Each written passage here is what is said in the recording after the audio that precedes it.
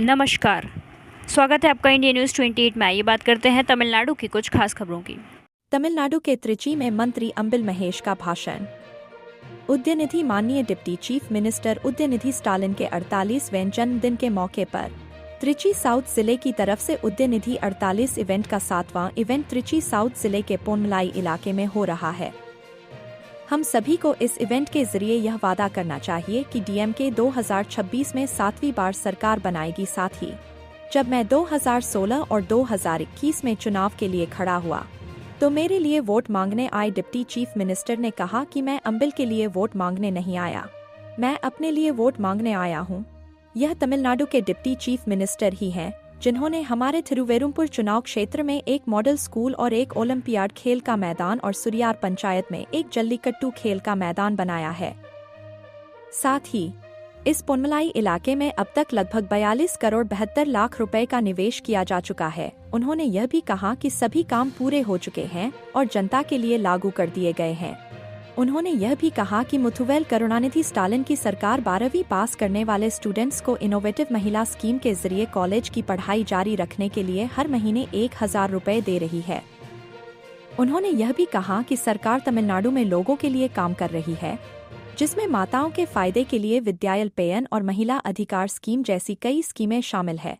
आइए हम सब आने वाले विधानसभा चुनावों में मुथुवेल करुणानिधि स्टालिन सरकार को मजबूत करने का संकल्प लें। त्रिची से मुख्य संवाददाता वी बालाजी की रिपोर्ट।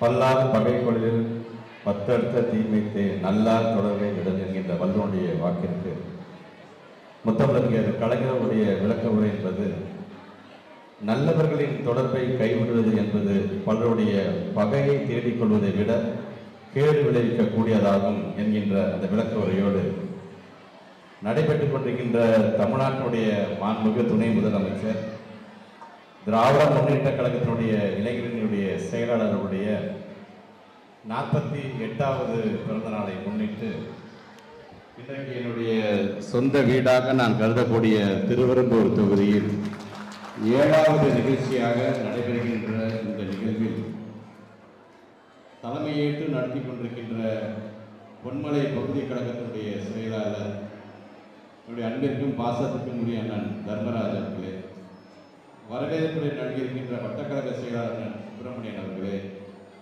முன்னிலை பொறுப்பேற்றிருக்கின்ற அண்ணன் முருகானந்தம் அவர்களே, அண்ணன் தமிழ் உரையாற்றி அமர்ந்திருக்கின்ற தலைமை கழகத்துடைய பேச்சாளர் மணப்பாறை அண்ணன் துரை காசிநாதன் அவர்களே, வருகை தந்திருக்கின்ற தலைமை செயற்குழுவினர்களே, மாநில அணிக்குரிய செயலாளர்களே, மாவட்ட மாநகர கழகத்துடைய நிர்வாகிகளே, ஒட்டுமொத்தமாக சொல்ல வேண்டும் என்று சொன்னால் முத்தமிழறிஞர் கலைஞருடைய உயிரினும் மேலான அன்பு உடன்பிறப்புகள் உங்கள் அனைவருக்கும் முதலுடைய வணக்கங்களை நான் தெரிவித்துக் கொள்கிறேன்.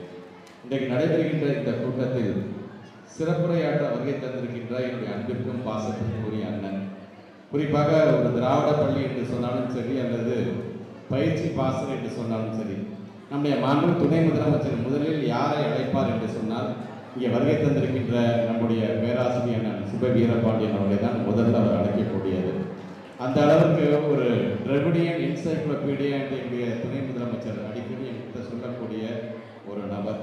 ஆக இன்றைக்கு அவர் உங்களிடம் பல்வேறு மகேஷ் பொய்யாமொழி அவர்களே, கழகத்தினுடைய நகர செயலாளர் மதிவாளன் அவர்களே, வரவேற்புரை ஆற்றியிருக்கிற சுப்பிரமணியன் அவர்களே, இங்கே தலைமை கழகத்தின் சார்பில் உரையாற்றி அமர்ந்திருக்கிற மணப்பாறை துறை காசிநாதன் அவர்களே, மேடையிலே அமர்ந்திருக்கிற கழகத்தின் முன்னணி பொறுப்பாளர்களே, கூடியிருக்கிற பெரியோர்களே, தாய்மார்களே, அன்பு நண்பர்களே, அனைவருக்கும் என் வணக்கம். நம்முடைய துணை முதலமைச்சர் உதயநிதி அவர்களுக்கு பிறந்த நாள் வாழ்த்துகள் சொல்லுவதற்காக கூடியிருக்கிற இந்த கூட்டத்தில் அவருக்கும் நம்முடைய வாழ்த்துக்களை தெரிவித்துக் கொள்ளுகிறேன்.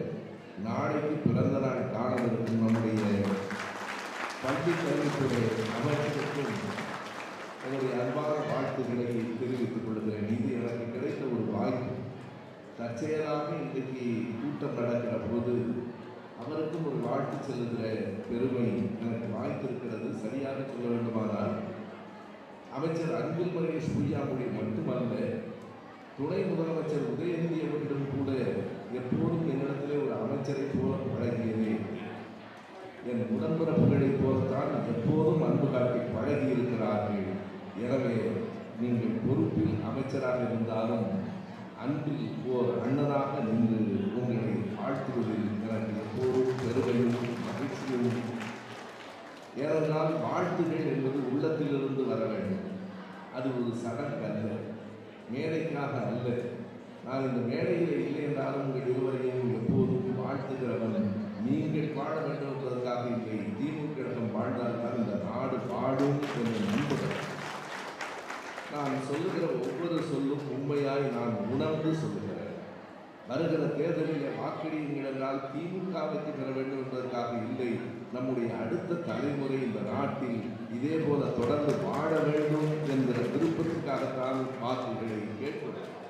நீங்கள் பார்த்திருப்பீர்கள், விகடன் தொலைக்காட்சியிலே நம்முடைய மாண்புமிகு துணை முதலமைச்சர் அவர்களுடைய நேர்காணல் ஒன்று வந்திருக்கிறார். அவரிடத்திலே கேட்கிறார்கள், நீங்கள் நன்றாக மேடையில் பேசவும் பழகி கொண்டு விட்டீர்களே என்று கேட்கிறார். அவர் அடக்கமாக விடை சொல்லுகிறார், உண்மைதான், நான் திரைப்படத்தில் கூட அதிகம் பேச மாட்டேன். மேடையில் எப்படி பேசுகிறேன் என்றால் வேறொன்றும் அலங்காரமாக அல்ல, எனக்கு மனத்தில் என்ன படுகிறதோ அதை பேசுகிறேன் என்று சொல்லுகிறார். எவன் உண்மையை பேசுகிறானோ அவன்தான் யோக்கியனாக இருக்க முடியும். துறை காசிநாதன் அவர்கள் நான் வருகிற போது பேசிக் கொண்டிருந்தார். அவர் சொன்ன ஒரு செய்தியை கேட்டு அவரிடத்தில் இருந்து அதற்கான தரவுகளை கேட்டுக்கொண்டேன். ஒரு சாமியார் எவ்வளவு மோசமாக பேசியிருக்கிறார் என்பதை அவர் எடுத்து காட்டினார். நம்முடைய துணை முதலமைச்சர் சொல்லுகிறார், இயல்பாக எனக்கு பட்டதை நான் உண்மையாக பேசுகிறேன், அதனால் தான் மக்களும் கூட என்னை ஒரு துணை முதலமைச்சராக இல்லாமல் அவர்களின் பக்கத்து வீட்டு பையனாக பார்க்கிறார்கள் என்று கூறுகிறார். அதுதான் பெரிய வெற்றி. உங்களை பக்கத்து வீட்டு பையனாக மக்கள் பார்க்கிறார்கள் என்றால் அந்த அன்பு உலகத்தில் வேறு எங்கும் கிடைக்காது, அது உங்களுக்கு கிடைத்திருக்கிறது. நான் எங்களுடைய திராவிட இயக்க தமிழர் பேரவை சார்பாக ஒவ்வொரு பகுதியிலும் இளைஞர்களுக்கு ஒரு பேச்சு பயிற்சியை நடத்தி கொண்டிருக்கிறோம். சென்னையில் நடந்தது, சேலத்தில் நடந்தது, இந்த மாதம் திருநெல்வேலியில் நடக்கிறது. ஒரு 100 இளைஞர்களுக்கு, திராவிட கருத்தியலை ஏற்றுக்கொண்ட இளைஞர்களுக்கு மேடையில் எப்படி பேச வேண்டும் என்று ஒரு 3 மணி நேரம் பயிற்சி கொடுக்கிற வகுப்பாசிரியராக நான் இருக்கிறேன். அப்போதெல்லாம் நான் சொல்லுகிற செய்தி இதுதான், அழகாக பேச வேண்டும், அலங்காரமாக பேச வேண்டும், ஆரவாரமாக பேச வேண்டும், அவையெல்லாம் இல்லை, உண்மையாக பேச வேண்டும், இயல்பாக பேச வேண்டும். இப்படி பேசுகிறவர்கள் தான் சிறந்த பேச்சாளர்கள். யார் இயல்பாக பேசுகிறார்களோ, யார் உண்மையாக பேசுகிறார்களோ அவர்களே மக்களுக்கான பேச்சாளர்கள். ஏன் தெரியுமா? அழகாக பேசுகிறவங்க என்ன செய்வாங்க என்றால் அந்த பேச்சு ஆற்றலை இன்னொரு கட்சிக்கும் பயன்படுத்தும்.